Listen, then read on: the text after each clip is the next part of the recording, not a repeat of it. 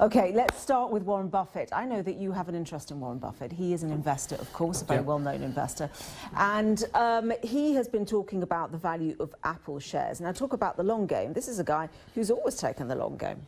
Yes, it's kind of weird or unusual dichotomy, actually, in the two pieces of news about Buffett that have come out. One is the piece about Apple appears to be absolutely consistent with his long game over many, many years, where he's a value investor. He identifies things that are mispriced where he can extract value.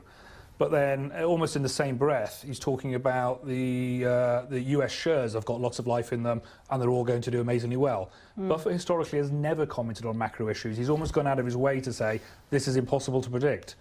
Everybody is talking about Donald Trump. We're going to hear more about his budget tomorrow. We do know that he's going to come up with more military spending. I'm going to ask you, first of all, if you think that that's a good idea. 10% rise, very significant rise. Does more money mean better performance? He's linking the two very closely. But also how he's built his team of advisors. What are you observing there?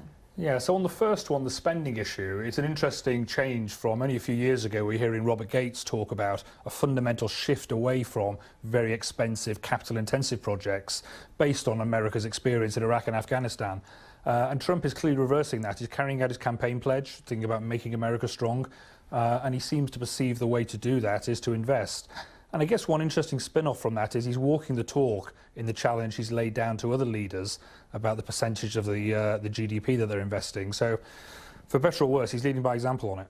Okay, the advisors he's putting around him? The advisors, interesting. I have to be fairly apolitical on this. I have an American wife. I have to live with the consequences. But if I stand back and look from away from the politics and just look at the organisational effectiveness here, autocratic style, and yet surrounding himself by some very talented people. And I want to, the Oscars, they didn't surround themselves by talented enough people, clearly, because they got the wrong envelope. What did you make of that as a team?